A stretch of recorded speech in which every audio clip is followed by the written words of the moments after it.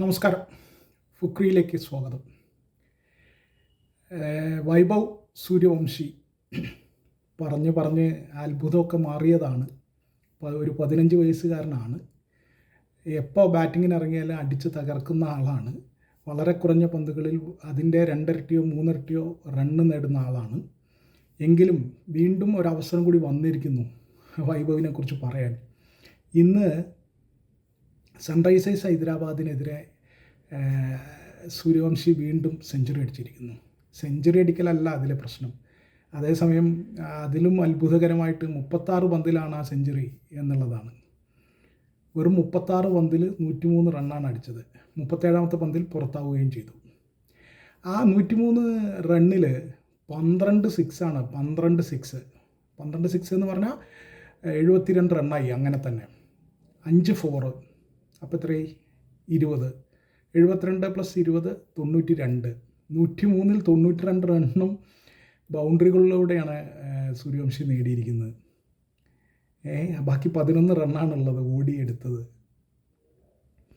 അപ്പോൾ ഈ 36 പന്തിൽ വൈഭവ് സൂര്യവംശി സെഞ്ചുറി അടിച്ചു എന്ന് പറഞ്ഞാൽ ആർക്കും വലിയ അത്ഭുതമൊന്നും ഉണ്ടാവില്ല. പക്ഷേ ഇതിനൊരു വാർത്താ പ്രാധാന്യമുണ്ട് എന്നുള്ളത് കൊണ്ട് തന്നെയാണ് വീണ്ടും വീഡിയോസ് ചെയ്യുന്നത്. അതിഗംഭീരം. എന്നത്തെയും പോലെ തകർത്തടിച്ചു. ഒരു ഡസൻ സിക്സറാണ് അടിച്ചിരിക്കുന്നത്. 4 5 ഉള്ളൂ. എന്തായാലും രാജസ്ഥാന് അതിഗംഭീരമായ ഒരു അടിത്തറ കൊടുത്തു. രാജസ്ഥാൻ ഒടുവിൽ 20 ഓവറിൽ 6 വിക്കറ്റ് നഷ്ടത്തിൽ 228 റൺ അടിച്ചു. ധ്രുവ് ജുറേൽ 35 പന്തിൽ 51 റൺ അടിച്ചു. അത് യശസ്വി ജയ്സ്വാളിന് ഇന്ന് അത്ര ശോഭിക്കാനായില്ല. 10 റണ്ണേ അടിക്കാനായുള്ളൂ. എന്തായാലും വൈഭവ് സൂര്യവംശി 15 വയസ്സുകാരനായ വൈഭവ് സൂര്യവംശി ഇന്ത്യൻ ക്രിക്കറ്റിൽ അത്ഭുതമായി തന്നെ ഏറെക്കാലം നീണ്ടു നിൽക്കുന്ന ഒരു അത്ഭുതമായി തുടരുമെന്നത് ഉറപ്പായി കഴിഞ്ഞു. കാരണം എന്നൊക്കെ ഈ സീസണിൽ പ്രത്യേകിച്ചും തുടർച്ചയായി അടിച്ച് കളിക്കുകയാണ് അയാൾ.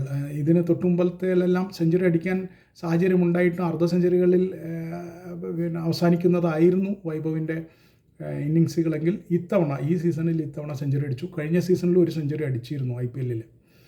അപ്പോൾ അങ്ങനെ 2ാമത്തെ സെഞ്ചുറിയാണ് വൈഭവിൻ്റെ. എന്തായാലും വൈഭവ് ഒരു വണ്ടർ കിഡാണ് ഇന്ത്യൻ ക്രിക്കറ്റിൽ നിന്ന് നമ്മൾ കുറേ കാലമായിട്ട് അറിയാം. ഇനിയിപ്പോൾ ജൂണിൽ അയർലൻഡ് പര്യടനത്തിൽ ഇന്ത്യൻ ടീമിലേക്ക് എടുക്കും, ഷോർട്ട് ലിസ്റ്റ് ചെയ്തിട്ടുണ്ട് എന്നൊക്കെ വാർത്തകൾ പരക്കുന്നുണ്ട്. എന്തായാലും തുടരെ ഏറെക്കാലം അത്ഭുത ബാലന് ഇന്ത്യൻ ക്രിക്കറ്റിൽ നിറഞ്ഞു നിൽക്കാൻ കഴിയട്ടെ.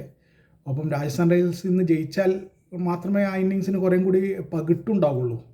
അപ്പോൾ സൺറൈസേഴ്സ് ഹൈദരാബാദാണ് എതിരാളികൾ.